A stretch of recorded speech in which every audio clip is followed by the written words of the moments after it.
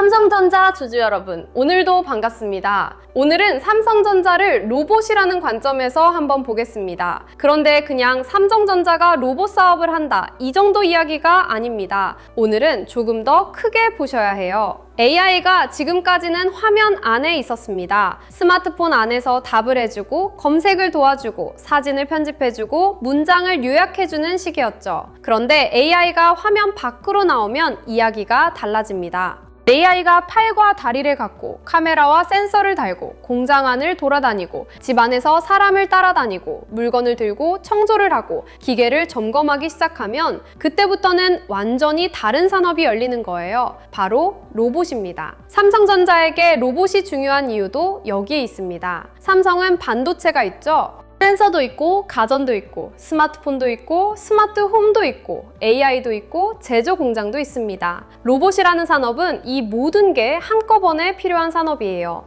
AI만 있다고 되는 게 아니고 반도체만 있다고 되는 것도 아니고 기계만 잘 만든다고 되는 것도 아닙니다. 보고, 듣고, 판단하고, 움직이고, 연결돼야 하거든요. 그런데 삼성전자는 이 연결고리를 꽤 많이 가지고 있습니다. 그래서 오늘 이야기는 삼성전자가 로봇 하나를 만든다, 안 만든다의 문제가 아니에요. AI가 몸을 갖기 시작하면 삼성전자의 무대가 공장부터 집 안까지 얼마나 넓어질 수 있느냐, 이걸 보는 겁니다. 먼저 삼성전자의 로봇 전략을 보면 출발점이 굉장히 현실적입니다. 바로 공장입니다. 많은 분들이 로봇이라고 하면 처음부터 집안에서 말 걸어주는 귀여운 로봇을 떠올리실 수 있어요. 물론 그런 로봇도 중요하죠. 벌리 같은 가정용 AI 로봇도 삼성의 방향을 보여주는 상징적인 제품입니다. 그런데 삼성전자가 로봇을 진짜 산업으로 키우려면 처음부터 소비자 시장에서만 승부를 걸기는 쉽지 않습니다. 왜냐하면 집안의 로봇은 굉장히 어렵거든요. 집마다 구조가 다르고 사람마다 생활 방식이 다르고 아이도 있고 반려동물도 있고 장애물도 많고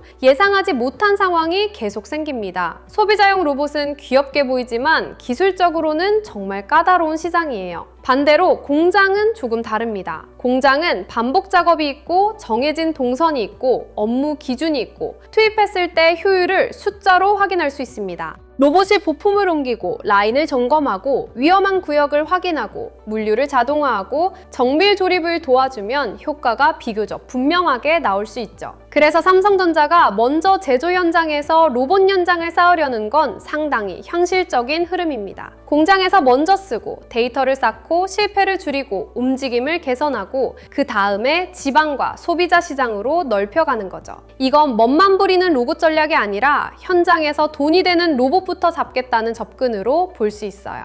삼성전자는 이미 레인보우 로보틱스와의 연결을 크게 키웠습니다. 레인보우 로보틱스는 국내에서 휴머노이드 기술로 잘 알려진 회사죠. 삼성전자는 이 회사 지분을 늘리면서 최대 주주가 되는 방향을 잡았고 미래 로봇 개발을 강화하겠다고 밝혔습니다. 여기서 중요한 건 단순 투자로 끝나는 게 아니라는 점이에요. 삼성전자는 레인보우 로보틱스와 협력해서 휴머노이드 같은 미래 로봇 개발을 엑셀러레이트 하려는 흐름을 보이고 있고 제조와 물류 자동화에 쓸 수 있는 협동 로봇, 이동형 로봇, 양팔 로봇 같은 영역도 같이 보고 있습니다. 이게 왜 중요하냐면요. 삼성전자 공장만 생각해도 로봇이 들어갈 수 있는 공간이 많습니다. 반도체 공장, 스마트폰 공장, 가전 공장, 물류센터, 검사 라인, 부품 이동 부간, 사람이 하기 위험하거나 반복적이거나 정밀도가 필요한 작업들이 있잖아요. 이런 곳에서 로봇이 먼저 쓰일 수 있습니다. 그리고 삼성전자처럼 글로벌 제조망을 가진 회사는 로봇을 테스트할 수 있는 현장이 많아요.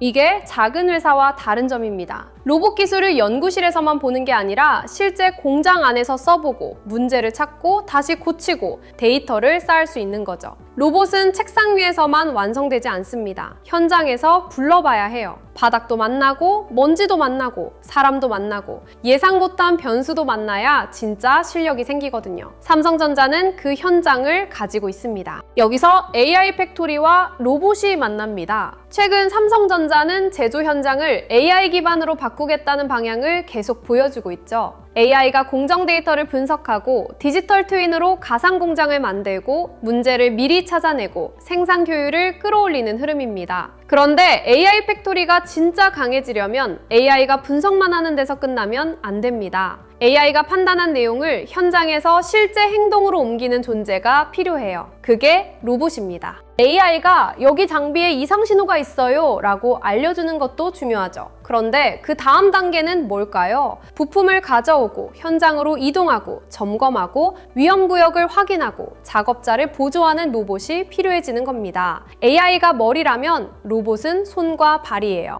삼성전자의 AI 팩토리는 머리를 똑똑하게 만드는 이야기고 로봇은 그 머리가 현장에서 움직이게 만드는 이야기입니다. 이 둘이 붙으면 제조 방식 자체가 바뀔 수 있죠. 예전 공장은 사람이 보고 사람이 판단하고 사람이 움직이는 구조였다면 앞으로는 AI가 먼저 보고 로봇이 움직이고 사람은 더 높은 수준에서 관리하는 구조로 갈 수 있습니다. 이게 삼성전자가 로봇을 보는 이유예요. 삼성전자 주주분들이 이 로봇 이야기를 가볍게 보면 안 되는 이유가 있습니다. 로봇은 단순히 새 사업 하나가 아닙니다. 삼성전자의 기존 사업들과 굉장히 많이 맞물립니다. 첫 번째는 반도체예요. 로봇에는 반도체가 많이 들어갑니다. AI 연산을 처리하는 칩, 센서 데이터를 읽는 칩, 카메라와 이미지 센서, 메모리 저장 장치, 통신칩, 전력관리 칩까지 필요하죠. 로봇이 많아질수록 반도체 수요도 같이 커질 수밖에 없습니다. 두 번째는 센서입니다. 로봇은 눈이 있어야 해요. 주변을 봐야 하고 장애물을 피해야 하고 사람과 거리를 계산해야 하고 물건의 위치와 모양을 이해해야 합니다. 삼성전자는 이미지 센서와 카메라 기술에서도 연결점이 있죠. 세 번째는 배터리와 전력 관리입니다. 로봇은 계속 움직여야 하잖아요. 오래 움직이려면 배터리와 전력 효율이 중요합니다. 네 번째는 소프트웨어와 AI입니다. 로봇은 단순히 모터가 움직이는 기계가 아닙니다. 상황을 이해하고 명령을 해석하고 스스로 경로를 찾고 사람과 안전하게 같이 있어야 하죠. 이건 AI와 소프트웨어 없이는 어렵습니다. 삼성전자는 스마트폰과 가전, AI 기기에서 쌓은 사용자 경험을 로봇으로 연결할 수 있습니다. 그러니까 로봇은 삼성전자에게 낯선 땅이 아니라 기존 자산이 모여야 하는 새로운 무대에 가깝습니다.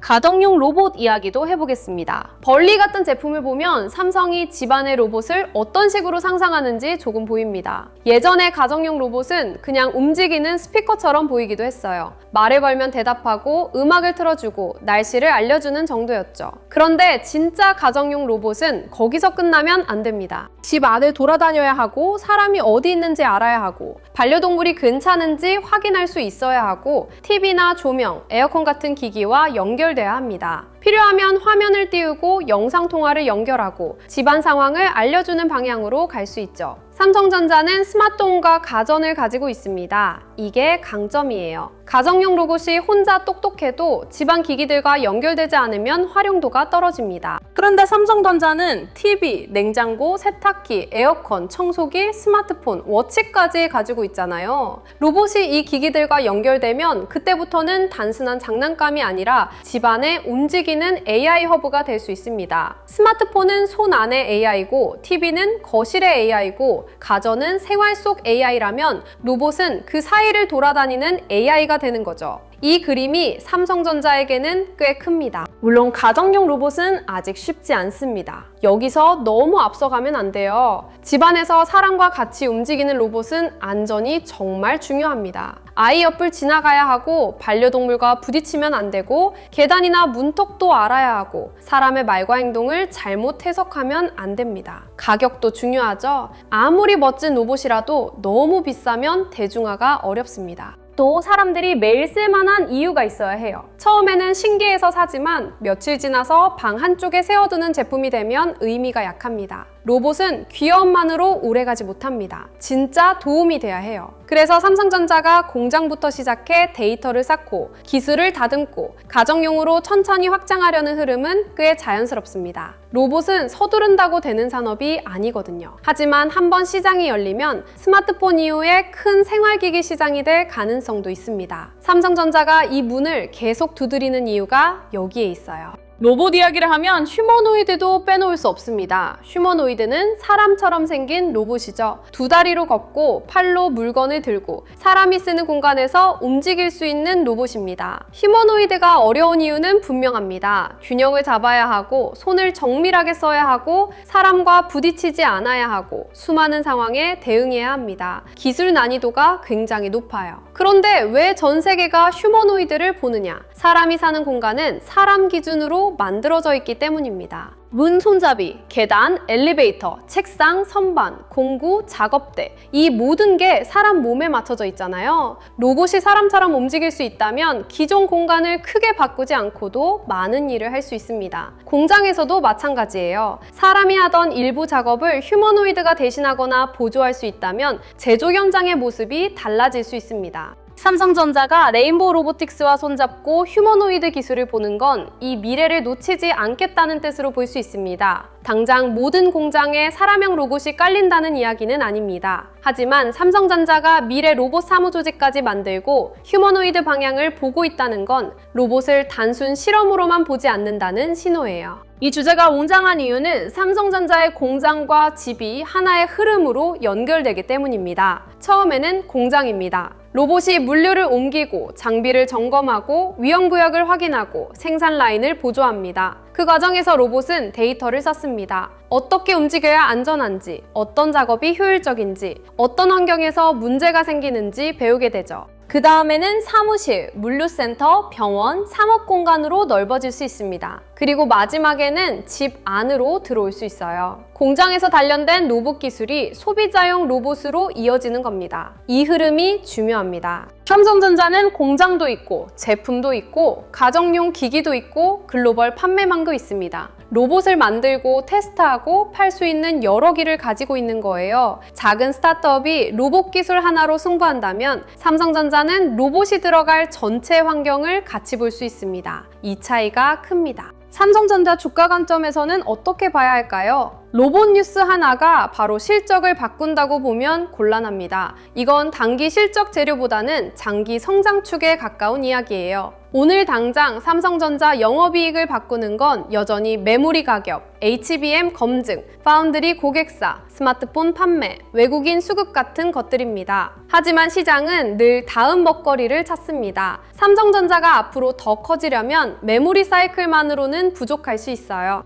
AI 반도체, AI 기기, AI 팩토리, 로봇, 스마트홈이 연결돼야 삼성전자의 덩치를 다시 크게 볼 수 있습니다. 로봇은 그 중에서 AI가 현실로 내려오는 통로입니다. AI가 말만 잘하는 비서에서 끝나지 않고 사람이 사는 공간에서 움직이는 존재가 되려면 로봇이 필요하거든요. 삼성전자가 이 시장에 발을 걸치고 있다는 건 장기적으로는 분명히 볼만한 포인트입니다. 외국인 수급도 이 관점에서 봐야 합니다. 외국인은 삼성전자를 단순히 한국 대표 반도체주로만 보지 않습니다. 글로벌 AI 공급망에서 삼성전자가 어느 위치를 차지할 수 있는지 봅니다. HBM은 엔비디아와 연결되고 파운드리는 구글과 테슬라 같은 빅테크 고객사와 연결되고 AI 기기는 스마트폰과 가전으로 연결되고 로봇은 제조 자동화와 미래 소비자 기기로 연결됩니다. 외국인 입장에서는 삼성전자가 이 여러 흐름을 하나로 묶을 수 있느냐가 중요해요. 로봇은 아직 초기 시장이지만 AI와 제조, 반도체, 센서, 스마트홈이 만나는 지점이라 관심을 받을 수 있습니다. 물론 실제 돈이 들어오는지는 따로 확인해야 합니다. 뉴스가 좋다고 무조건 외국인이 사는 건 아니거든요. 거래 대금이 붙는지, 외국인 순매수가 들어오는지, 기관이 같이 움직이는지, 로봇 관련주만 단기 테마로 튀는 건지 아니면 삼성전자 본주와 반도체 밸류체인까지 같이 움직이는지 봐야 합니다. 돈이 붙지 않는 이야기는 오래가기 어렵습니다. 하지만 돈이 붙기 시작하면 시장은 로봇을 삼성전자의 새로운 성장축으로 다시 계산할 수 있어요. 여기서 투자자들이 조심할 부분도 있습니다. 로봇이라는 단어가 붙으면 테마가 굉장히 빠르게 움직일 수 있습니다. 휴머노이드, AI 로봇, 협동 로봇, 감속기, 센서, 모터, 액추에이터 이런 단어가 붙은 종목들이 갑자기 강하게 움직일 수 있죠. 그런데 단어만 보고 따라가면 위험합니다. 로봇 산업은 시간이 걸립니다. 기술도 어렵고 원가도 중요하고 안전 인증도 필요하고 실제 고객이 돈을 내고 쓸 이유도 있어야 합니다. 특히 가정용 로봇은 더 그렇습니다. 귀엽고 신기한 것과 대중이 계속 본을 내는 제품은 다르거든요. 그래서 삼성전자 로봇 대전환을 볼 때는 무조건 흥분하기보다 현실적인 확인이 필요합니다. 공장에 실제로 얼마나 들어가는지, 생산성 개선이 숫자로 나오는지, 레인보우 로보틱스와의 협력이 어떤 제품으로 구체화되는지, 소비자용 로봇이 실제 출시와 판매로 이어지는지, 삼성의 스마트홈과 얼마나 자연스럽게 연결되는지, 이런 것들을 하나씩 봐야 합니다. 좋은 방향인 건 맞지만 숫자로 증명되는 과정이 따라와야 더 오래 갑니다. 그래도 이 주제를 가볍게 넘기면 안 되는 이유는 분명합니다. AI의 다음 단계가 결국 몸을 갖는 방향으로 가고 있기 때문입니다. 지금까지 AI는 말하고, 쓰고, 그리고 검색하는 쪽에서 빠르게 커졌습니다. 그런데 다음은 움직이는 AI가 될 가능성이 큽니다. 공장에서 부품을 옮기고, 물류센터에서 물건을 분류하고, 병원에서 보조하고, 가정에서 사람을 돕고, 위험한 현장에 배신 들어가는 AI. 이게 로봇입니다. 삼성전자는 이 흐름에서 반도체를 팔 수도 있고, 센서를 넣을 수도 있고, 로봇을 만들 수도 있고, 공장에 먼저 적용할 수도 있고, 집안에 스마트홈과 연결할 수도 있습니다. 이게 진짜 큰 그림이에요. 삼성전자가 로봇을 단순히 새로운 제품 하나로 보는 게 아니라 AI 시대의 다음 몸통으로 본다면 앞으로의 그림은 훨씬 커질 수 있습니다. AI가 머리라면 로봇은 몸입니다. 삼성전자는 이제 AI의 머리도 만들고 AI가 움직일 몸도 준비하려는 회사로 봐야 하는 거죠. 보유자분들은 오늘 이 흐름을 이렇게 정리하시면 됩니다. 삼성전자의 로봇 전략은 처음부터 집안의 로봇만 보자는 이야기가 아닙니다. 공장에서 먼저 쓰고 제주자동화에서 데이터를 쌓고 AI 팩토리와 연결하고 그 다음에 가정용과 소비자 시장으로 넓혀가는 흐름에 가깝습니다. 이게 안정적인 방향이에요. 공장은 돈으로 효율을 확인할 수 있고 집안은 사용자의 생활 경험으로 확장할 수 있습니다. 삼성전자가 둘 다 가지고 있다는 게 포인트죠. 공장은 삼성전자의 내부 경쟁력을 키우는 무대고 집안은 삼성전자의 제품 생태계를 넓히는 무대입니다. 이 둘을 로봇이 이어줄 수 있습니다. 그래서 삼성전자 로봇의 전환은 단순히 미래 먹거리 하나가 아니라 AI 팩토리, 반도체, 스마트홈, 가전, 로봇이 이어지는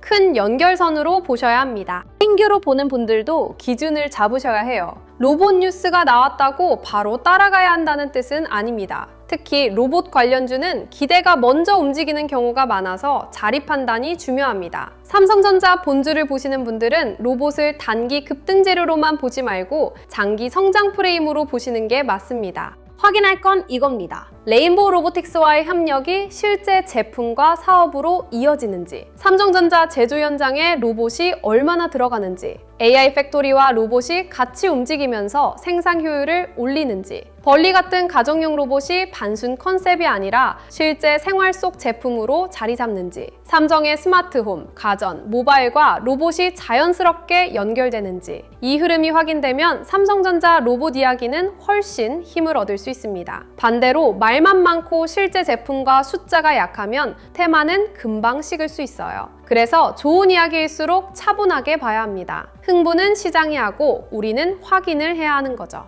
오늘 이야기를 한 문장으로 말하면 이렇습니다. 삼성전자의 로봇 전략은 AI가 화면에서 나와 현실 공간으로 들어가는 이야기입니다. 공장에서는 로봇이 제조와 물류를 바꾸고 집안에서는 로봇이 스마트홈과 가전을 연결하고 장기적으로는 휴머노이드가 사람의 공간에서 일을 도울 수 있습니다. 삼성전자는 여기에 필요한 반도체, 센서, AI, 소프트웨어, 가전, 스마트홈, 제조 현장을 꽤 많이 가지고 있습니다. 이 조합이 크다는 거예요. 물론 아직은 시간이 필요합니다. 로봇은 쉽게 대중화되는 산업이 아니고 가격과 안전, 사용성, 실제 수요를 모두 넘어야 합니다. 하지만 방향은 분명히 큽니다. AI가 머리라면 로봇은 몸입니다. 삼성전자가 AI 반도체와 AI 기기에서 끝나지 않고 AI가 움직일 몸까지 준비한다면 이 회사의 덩치는 지금보다 훨씬 크게 보일 수 있습니다. 그리고 이런 흐름에서는 삼성전자 하나만 놓고 보는 것보다 돈이 어디로 번질 수 있는지 같이 펼쳐놓는 게 좋습니다. 로봇 하나만 봐도 그렇잖아요. 반도체가 필요하고 센서가 필요하고 모터와 감속기가 청소기 같은 부품이 필요하고 배터리와 전력 관리도 필요하고 AI 소프트웨어와 스마트홈 플랫폼도 필요합니다. 여기에 공장 자동화, 물류 자동화, 후공정, 전력 인프라까지 이어질 수 있죠.